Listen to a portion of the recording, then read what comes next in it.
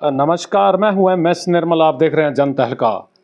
पूरे देश में चुनावी रंग चढ़ चुका है और इस चुनावी रंग में आम आदमी पार्टी भी अछूती नहीं है। आम आदमी पार्टी पर दोहरी मार पड़ रही है। एक तरफ तो चुनाव मैदान में है, दूसरी तरफ आम आदमी पार्टी के सबसे बड़े नेता इस समय जेल में हैं। आम आदमी पार्टी के और भी कई नेता जेल में हैं, लेकिन अरविंद केजरीवाल के चुनाव से पहले जेल में कर देना, उसका कितना प्रभाव होगा, इन बातों को लेकर के हम बात करेंगे आम आदमी पार्टी के जिला प्रधान बलविंदर सिंह जी से, जो आम आदमी पार्टी के जिला करनाल के प्रधान हैं इस समय, और बहुत ही जुझारू हैं और अपने बात को बड़ी बेबाक तरीके से रखते हैं। कई चुनाव लड़ चुके हैं, उनके मन में समाज सेवा की बहुत बड़ी भावना है। हम उनसे जानेंगे क्या कहना चाहेंगे जी। ये जो चुनाव आ रहे हैं और अरविंद केजरीवाल जी को अंदर रखा है, उसका कितना प्रभाव इस चुनाव पर पड़ेगा। ऐसे है कि जो इनको टक्कर दे रहा था बीजेपी को, वो अरविंद केजरीवाल जी दे रहे थे। जब से दुश्मनी स्टार्ट हुई, जब ये गुजरात में गए, जब गुजरात में जाके हमने 14% वोट लिए, तो मोदी साहब के पैरों के नीचे से ज़मीन खिसक गई। इन्होंने कहा जब गुजरात में जो आते हैं और 5 विधायक जीत के चले जाते हैं और लगभग 37-38 विधायक हमारे सेकंड नंबर पे आते हैं, उस दिन से दुश्मनी स्टार्ट हो गई थी। क्योंकि 10 साल पहले बनी जो पार्टी है, वो 10 साल के अंदर राष्ट्रीय पार्टी बन जाती है, और राष्ट्रीय पार्टी भी वहाँ पे गुजरात में जाके बनती है। उनका दर्द था। दूसरी बात है, जैसे ही मोदी साहब अपने घर से बाहर दिल्ली से निकलते थे, तो केजरीवाल जी की जय जयकार सुनते थे। उनकी दिल्ली में जो काम करने का तरीका था उसको देखते थे। हर बार मोदी साहब हार रहे थे, और उसके बाद और भी उस पे जले पे नमक तब छिड़का गया जब वहाँ की जनता ने नीचे नगर निगम में लगातार जो बीजेपी की सरकार बनती थी और स्टेट में हमारी आम आदमी पार्टी की सरकार बनती थी, वहाँ भी लोगों ने बीजेपी को नगर निगम में उखाड़ के फेंका, और वहाँ भी केजरीवाल जी की आम आदमी पार्टी सरकार वहाँ पे आ गई। तो तब इनके सहने की शक्ति खत्म हो गई। तो इन्होंने कहा, नोटिस पहले ही भेजने स्टार्ट कर दिए थे इन्होंने, जब ही चुनाव नज़दीक आया था, और ऐन जब आचार संहिता लगी तब केजरीवाल जी को अरेस्ट कर लिया। लेकिन सारी दुनिया कहती है कि इन्होंने पैरों पे कुल्हाड़ी मार ली है। कल 4-5 दिन हो गए मेरी कांग्रेस पार्टी वालों से बात हो रही थी। कहती है जी हमारे लिए तो जो केजरीवाल इन्होंने अंदर डाला है, हमारे लिए भी रामबाण साबित हुआ है। क्योंकि जिस दिन पहले दिन यहाँ हरियाणा में आए थे तो कहते थे कि ये जो गठबंधन है 5 सीटें कम से कम लेगा और बीजेपी 5 सीटें लेगी, और जैसे जैसे समय आगे जाता रहा, कैंडिडेट की अनाउंसमेंट हुई है, तो अब लगता है कि 10 की 10 सीटें बीजेपी यहाँ हारेगी, और साथ की साथ जो इस सीटें हैं वो बीजेपी दिल्ली में हारेगी।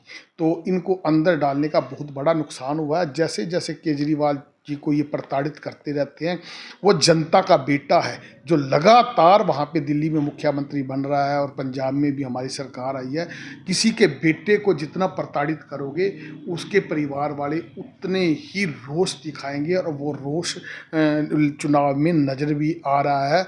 आप चुनाव में रोष की बात कर रहे हो, लेकिन मैं बात ये भी कर रहा, मैंने सवाल आपसे ये पूछा था, आप उसको सवाल को छोड़ कर गए कि आखिर आम आदमी पार्टी के जो संयोजक हैं और जो बड़े नेता हैं, उनके पीछे क्यों लगे हैं भारतीय जनता पार्टी। जैसा आप कह रहे हैं भाई ये लगे हुए हैं, क्या ये इनको ये डर था कि आम आदमी पार्टी जो भारतीय जनता पार्टी को टक्कर दे सकती है प्रधानमंत्री पद के लिए। बिल्कुल बिल्कुल इनको क्लियर पता है कि जो इंसान यहाँ पे बस यात्रा महिलाओं के फ्री करके हर गांव में मोहल्ला क्लिनिक और विलेज क्लिनिक बना के, सुंदर स्कूल बना के जो प्राइवेट से भी बेहतर हैं, सुंदर हॉस्पिटल बना के, बुजुर्गों को तीर्थ यात्रा फ्री में करा के, हर महिला जो 18 साल से ऊपर की हमारी बहन है उसके खाते में 1000 रुपया पर मंथ डाल के भी, और उसके बाद बिजली का बिल जो है 300 यूनिट तक पर मंथ फ्री करके भी ये कर्जा नहीं चढ़ने दे रहा। और ये अगर प्रधानमंत्री के पद पे बैठ गया तो ज़िंदगी में दोबारा हमारे को आगे आने ही नहीं देगा। और जिस तरफ से लोगों के दिल में केजरीवाल जी का ग्राफ बढ़ रहा है, केजरीवाल जी के लिए इज्जत बढ़ रही है, तो ये हमारे को बड़ी ज़बरदस्त टक्कर देगा। इसीलिए सारी जो खतरा था वो केजरीवाल जी से था, और तभी केजरीवाल जी को ये अंदर डाल रहे हैं। अब कह रहे बहुत बड़ी जो उपलब्धि है केजरीवाल की, आम आदमी पार्टी की है, लेकिन आरोप तो प्रधानमंत्री और भारतीय जनता पार्टी ये भी लगा रहे थे कि ये तो फ्री की बात करके लोगों को बहका रहे हैं, गुमराह कर रहे हैं, और फ्री की रेवड़ियाँ बांटना ठीक नहीं है, देश की अर्थव्यवस्था बिगड़ जाएगी। ऐसे है कि इन्होंने हमारे दूध पे भी टैक्स लगाया, दही पे भी टैक्स लगाया, रोटी पे भी टैक्स लगाया, और वो जो टैक्स के रूप में पैसा इकट्ठा करते हैं उसके बदले में लोगों को सुविधाएं देना हमारा फर्ज बनता है। अगर सारी टोटल जो बेसिक सुविधाएं जनता को देने के बाद भी दिल्ली पे एक पैसा कर्जा नहीं है, तो इससे ऊपर मुखिया क्या चाहिए। और बात करते हैं ये तो हमारी नीतियों पे चले हैं, ये कहते हैं जी 80 करोड़ लोगों को हम राशन फ्री बांटते हैं, और हम तो उस राशन तो हम भी दे रहे हैं, लेकिन राशन के साथ साथ हम स्वास्थ्य सुविधाएं फ्री में बांट रहे हैं, हम एजुकेशन फ्री में बांट रहे हैं। आज तक किसी ने शिक्षा के नाम पे वोट नहीं मांगा, आज तक किसी ने स्वास्थ्य सुविधाओं के नाम पे नहीं वोट मांगा, इन दोनों के नाम पे हम वोट मांग रहे हैं। और इससे बढ़िया नेता क्या चाहिए। और ये जो फ्री का इल्ज़ाम लगाते हैं हमारे ऊपर, ये फ्री नहीं है, ये जनता के जो टैक्स लेते हैं उसके बदले में हमें बेसिक सुविधाएं जनता को देने का सरकार का परम धर्म कर्तव्य बनता है। और उस कर्तव्य को किसी सरकार ने निभाया नहीं, हमने निभाया है, तो उसकी नकल ये करने लगे हैं सभी पार्टियां। तो अच्छी बात, अगर ये पहले से ही सुधर जाते तो आम आदमी पार्टी का जन्म ही ना होता।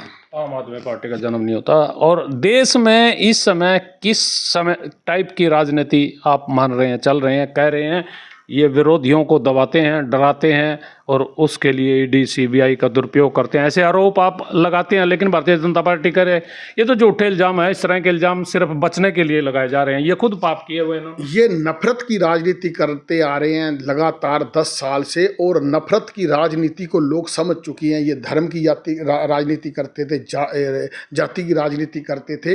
अब जब लोगों को इनकी सारी बात समझ आ गई, इन सगुफों से जनता तंग आ गई, तो उसके बाद इन्होंने अब लोगों को डराना चालू कर दिया। इन्होंने कहा कि मोदी साहब ने अपने आप को तानाशाह, लगभग अघोषित तानाशाह डिक्लेयर कर दिया है, अपने आप को जल्दी ही घोषित कर देंगे। अगर किस आधार पर कह रहे हैं तानाशाह? इसलिए है कि आप ये बताओ कि जिसको चाहते हैं अंदर डाल देते हैं। आज एक छोटे से छोटा दुकानदार, इनके सामने आप इंटरव्यू लेने चले जाओ, वो बोल नहीं सकता है। अगर कोई कर्मचारी है वो बोल नहीं सकता है। सिर्फ इनके सामने एक ही समाज बोला है, वो है किसान, बाकी कोई इन्होंने कुसकने नहीं दिया। जो नेता जाता है, ये सारे नेता डर के मारे भागे हैं। मतलब आपका कहने का ये दुकानदार है, कोई इस तरह का आदमी है, वहाँ यदि बात करें तो वो इसलिए नहीं बोलते कि उनके खिलाफ कार्रवाई हो जाए, साथ की साथ छापा लग जाता है, साथ की साथ छापा लग जाता है। जिनके यहाँ पे वो बोल जाते हैं, जैसे मेरे जैसे सीधे किसान बंदे हैं, हमें पता है भी जो उठा के ले जाओ, कोई बात नहीं, लोअर टी शर्ट हमारे जोड़े में है, जब ले जाओगे हम तैयार बैठे, वो लोग ही बोल पाते हैं।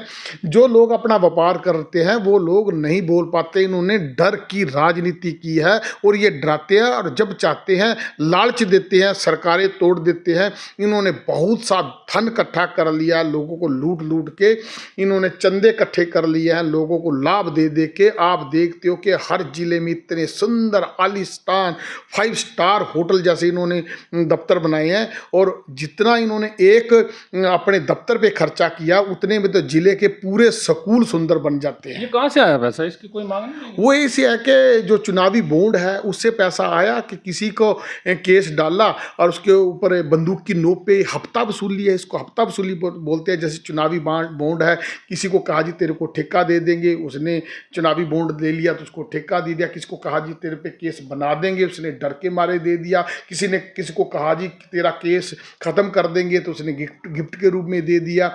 तो ये इनका पैसा इकट्ठा करने का तरीका है। ये तो जो वहाँ पे अगर कोर्ट को ये आदेश ना करते तो ये सबको लगना था कि ये पार्टी बहुत ईमानदार है। ये पार्टी सबसे बड़ी भ्रष्टाचार साबित हो चुकी है। सबसे पोल खुल गई इनकी, पोल खुल चुकी है जी, सारी दुनिया को पता लग गया। मोदी साहब को छोड़ के सारी दुनिया को पता है कि ये कितने बड़े भ्रष्टाचारी हैं। मोदी साहब को नहीं पता, बाकी सबको पता है। और दो बातें हो गई, एक तो इनकी पोल खुल गई, भ्रष्टाचारी की आपने बात बताई, दूसरा कि जनता डरी हुई है, हर वर्ग की जनता इनसे डरी हुई है। फिर इनको वोट कैसे आ रही है? जब भी कोई इलेक्शन आता है इन्हीं के पक्ष में वोट आता है। ऐसे है कि मैं बताता हूँ कि सबको समझ नहीं है कि अब यूट्यूब देखना है या फेसबुक देखनी है जहाँ पे सच्चाई छोटे छोटे चैनल डालते हैं, सबको पता नहीं है। सबको सारा थक के टूट के शाम को आते हैं, 8 बजे टीवी देखते हैं। तो अभी लोग लगभग 50% जनता को तो पता लग गया, 50% जनता बेचारी अब भी उनको नहीं पता कि ये जो ऊपर बिकाऊ मीडिया है ये एजेंडा सेट करके आता है मोदी साहब के। बहुत बड़ा इल्जाम लगा रहे हैं। ये सारी दुनिया इल्जाम लगा रही है। अच्छे अच्छे लोग तो अब टीवी देखना बंद कर गए, यूट्यूब लगाते हैं, जिनको लगानी आती है उसके ऊपर चैनल देखते हैं जो उनको अच्छा लगता है, जो उनको सच्चा लगता है। ये तो चैनल बिके हुए हैं। एनडीटीवी एक चैनल आज़ादी से दिखाता था, वो लगभग सारी केबल पे बंद है और लगभग उसको भी खरीद लिया गया, उसके अच्छे अच्छे पत्रकार छोड़ के चले गए हैं। तो जब सारा दिन दिखाएंगे तो लोगों को पता नहीं होता, वो कहते पता नहीं मोदी भगवान हो गया। कारण यह है कि जब उसकी अच्छी अच्छी चीज़ें दिखाएंगे और दूसरे विरोधी जो है उनकी बुरी बुरी चीज़ें दिखाएंगे तो लोगों को लगेगा कि शायद दूसरे इतने बुरे हैं, ये इतने अच्छे हैं। अब मैं ही घर पे बैठा हूँ, मेरे ऊपर 4 आप मीडिया वाले छोड़ दोगे, सारे दिन में कोई ना कोई गलती तो कर ही देता है। कल को मैं सड़क पे कहीं ना कहीं मेरे मुंह में कोई कचरा आ जाता है या कोई कीड़ा चलते चलते डल जाता है तो मैं उसके सड़क के ऊपर थूकूंगा तो कह देंगे जी एक पार्षद हो गए सड़क के ऊपर थूक रहा है, इसको डस्टबिन के अंदर थूकना चाहिए। तो ऐसे ही इन्होंने एजेंडे सेट कर रखे हैं। लगभग 50% जनता को समझने आ गया है, बाकी सब जनता भी समझ जाएगी। तो चुनाव में ऐसी परिस्थितियों में फिर चुनाव में जनता को कैसे आप लोग अपने पक्ष में कर रहे हैं? और फिर घूम फिर करके सवाल दूसरा आएगा, जनता जो है, जनता जो समझ चुकी है वो जनता हमारे साथ है और अब की बार 10 की 10 सीटें बीजेपी हार रही है। उसके बाद अपा देखेंगे। ये हरियाणा की बात कर रहे हैं? हरियाणा की, क्योंकि मैं इतना बड़ा नेता नहीं हूँ कि पूरे देश की बात करूँ। मैं ज़्यादा पंजाब के बारे में जानता हूँ, हरियाणा के बारे में थोड़ा बहुत, मैं दिल्ली के बारे में जानता हूँ। अच्छा, 10 के 10 हारेंगे। तो मैं एक चीज़ और जानना चाह रहा था भाई, आपने कहा भाई ये डरा रहे हैं, धमका रहे हैं आम आदमी पार्टी को, ये यूँ मान रहे थे कि भारतीय जनता पार्टी की कंपटीटर है, यानी उनकी प्रतिद्वंदी हो चुकी है आने वाले समय में।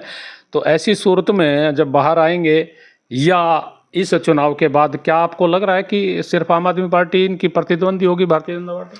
बिल्कुल अभी से प्रतिद्वंदी है। आप देखो ना कि आम आदमी पार्टी से ये पंगा ना लेते तो दिल्ली की 7 की 7 सीटें शायद अब की बार भी जीत जाते। आम आदमी पार्टी के साथ अत्याचार किया है तो 7 की 7 ये सीटें हार रहे हैं। और जैसे ही केजरीवाल जी अगर बाहर आएंगे तो एकदम से, अगर चुनाव से कहीं इन्होंने बाहर अपना चंद्रचूड़ जी या पूरे सुप्रीम कोर्ट में कोई भी जज उनको बाहर निकाल देता है और ये एकदम से ग्राफ कैसे बढ़ेगा, इनकी तो 200 भी नहीं बचेंगे अगर केजरीवाल जी बाहर आ गए। मतलब चुनाव का जो परिणाम है वो बदल सकते हैं। बिल्कुल कमाल है जी।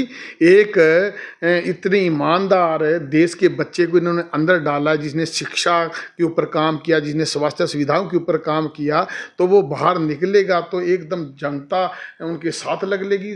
बहुत सी पार्टियों की जनता उनके साथ लग लेगी, सारे देश की जनता उनके साथ पहले से है और साथ में लगेगी जब वो बाहर आएंगे। लेकिन उन पर तो घोटालों की बौछार हो रही है। भारतीय जनता पार्टी रोजगारी के घोटाले किए हैं तो अंदर गए हैं, इसीलिए जमानत भी नहीं मिली। तो आज बता देंगे ना, वो उन्होंने पूछा है कि आप बताओ जी क्या प्रूफ है, तो प्रूफ दे देंगे। इन्होंने एक कानून बनाया हुआ है ना, जो पीएमएलए का कानून है, उसमें जब तक ये चार्जशीट पेश नहीं करते तब तक जमानत तो होती ही नहीं है और चार्जशीट ये पेश करते नहीं हैं। तो अब जजों ने भी रास्ते ढूंढ लिए हैं जिसको न्याय देना है, कैसे देना है, क्योंकि जज तो जज होते हैं, कोई ये इतने पढ़े लिखे तो है नहीं बीजेपी वाले कि वो जजों का बेवकूफ़ बना देंगे। तो वो आहिस्ता आहिस्ता अपना काम कर रहे हैं, ईमानदारी से काम कर रहा है सुप्रीम कोर्ट। और सुप्रीम कोर्ट ने इनका आधा इलाज तो कर दिया, आधा इलाज तब हो जाएगा जब केजरीवाल जी बाहर आ जाएंगे। आधा इलाज कर दिया और आधा बाद में हो जाएगा। लेकिन जो सर्वोच्च होती है लोकतंत्र में वो जनता होती है, और जनता क्या निर्णय देगी ये तो आने वाला वक्त बताएगा। लेकिन 25 मई को हरियाणा में मतदान होना है, और जब हरियाणा में मतदान होगा तो फिर आम आदमी पार्टी और कांग्रेस का जो गठबंधन है, इनकी भी परीक्षा है। 10 की 10 कहना आसान है, क्या 10 की 10 आ पाएंगी ये तो वक्त बताएगा। लेकिन जोर बहुत लगा रहे हैं, और ये जोर कितना सफल बना पाएंगे ये जनता पर निर्भर। आप देखते रहिए जनता का। मैं हूँ MS निर्मल।